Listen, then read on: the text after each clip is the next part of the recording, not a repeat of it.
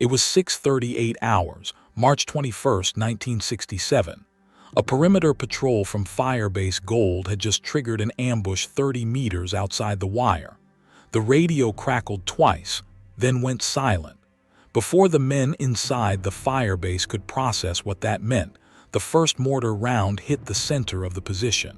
Then the second. Then the tree line on three sides erupted with the muzzle flashes of 2,500 Viet Cong soldiers moving at a dead run toward the wire. Firebase Gold was a clearing hacked out of the jungle of War Zone C, 70 miles northwest of Saigon, 3 weeks into Operation Junction City. It held 450 Americans, an infantry battalion and an artillery battery, in a perimeter the size of 2 football fields. The 272nd VC Main Force Regiment had spent 3 nights crawling into position around it. Their commanders had done their reconnaissance carefully. They knew the size of the garrison. They knew the number of artillery tubes. They had a plan for all of it. What they did not have a plan for was what Lieutenant Colonel John Vessey was about to do with those guns. The northeast sector of the perimeter collapsed in the first 10 minutes. Viet Cong infantry were inside the wire, fighting hand-to-hand with defenders who had run out of room to fall back. The firebase was being overrun. By every conventional measure, Firebase Gold should have been a massacre. Instead, what happened over the next 21 minutes would become one of the most studied artillery engagements of the entire war. And the reason VC commanders would spend months trying to explain what went wrong. This is what they couldn't explain. Firebase Gold had been established on March 18th as a deliberate blocking position during the second phase of Operation Junction City, the largest American military operation in Vietnam to that point, involving 22 infantry battalions, 17 artillery battalions, and over 25,000 troops. The firebase's purpose was partly tactical and partly bait. American planners believed the VC 9th Division would respond to the operation by attacking exposed fire support bases, and they wanted to catch them in the open when they did. The 272nd VC Regiment took that bait, but they came with a force large enough that the calculation wasn't reckless. It was, by VC operational doctrine, entirely sound. The 272nd had used the same tactic against other firebases in War Zone C with success. Mass night infiltration, a dawn assault timed to the moment American artillery crews were least alert, overwhelming numbers at the breach point to get inside the range of air support before it could respond. On paper, on the morning of March 21st, this should have worked. What the 272nd's commanders had never encountered was Beehive rounds used as a direct fire weapon against human waves at 0 elevation, because no doctrine existed for it. It had never been done before. Lieutenant Colonel John Vessey was the commander of the 2nd Battalion, 77th Artillery. He was 36 years old, a career soldier who had enlisted as a private in 1939 and worked his way up through the ranks. When the perimeter breach was reported to him at 6:48 hours, Vessey made a decision that the Army's field manuals explicitly did not contemplate. He ordered his 6-105 howitzers lowered to 0 degrees of elevation, pointing directly at the attacking VC infantry, and loaded with Beehive rounds. A Beehive round is a canister munition containing 8,000 hardened steel fléchettes, metal darts, each the size of a large nail, packed inside a thin shell that disintegrates on firing, releasing the fléchettes in a cone-shaped dispersion pattern.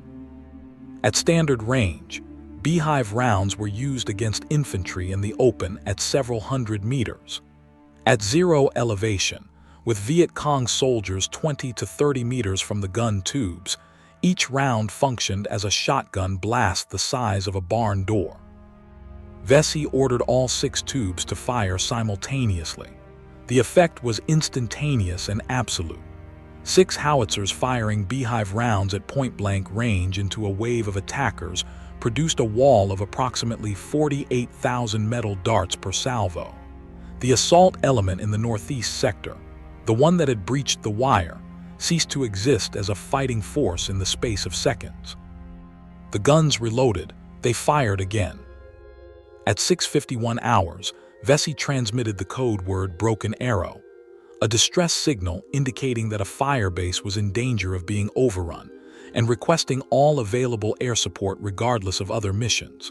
Within minutes, A-1 Sky Raiders and F-4 Phantoms were inbound from two directions. The air support arrived at 7:02, 24 minutes after the initial assault. By then, the Beehive fire had already broken the main assault element. What the aircraft found when they reached Firebase Gold was not a base in the final moments of being overrun. It was a perimeter still intact, with the VC 272nd Regiment attempting to reorganize in the tree line. The airstrikes, including napalm drops within danger-close parameters of the American perimeter, caught the 272nd in the open during its reorganization phase. The combination was catastrophic for the attackers. By 900 hours, when relief forces from the 2nd Battalion, 12th Infantry, mechanized, fought their way through the jungle to Firebase Gold, the battle was effectively over. Final count: 647 Viet Cong killed in action, confirmed. 31 Americans killed, 109 wounded. A force of 450 had held against 2,500. Vessey was awarded the Distinguished Service Cross. He would later serve as chairman of the Joint Chiefs of Staff under President Reagan.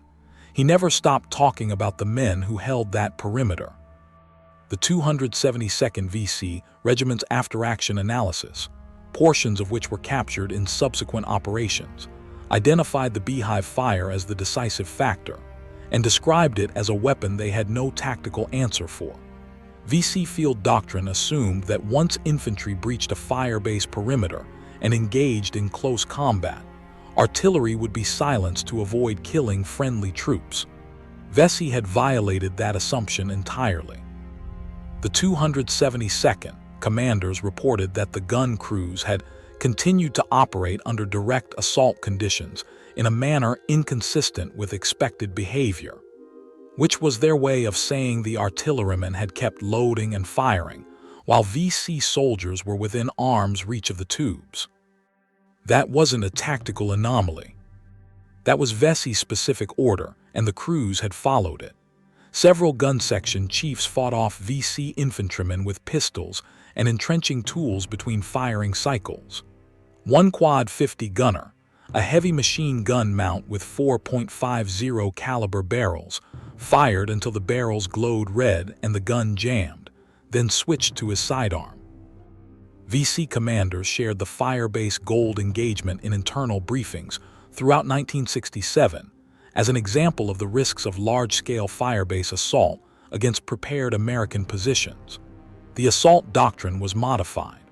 The 272nd Regiment was never again used in a comparable frontal attack against an American fire support base.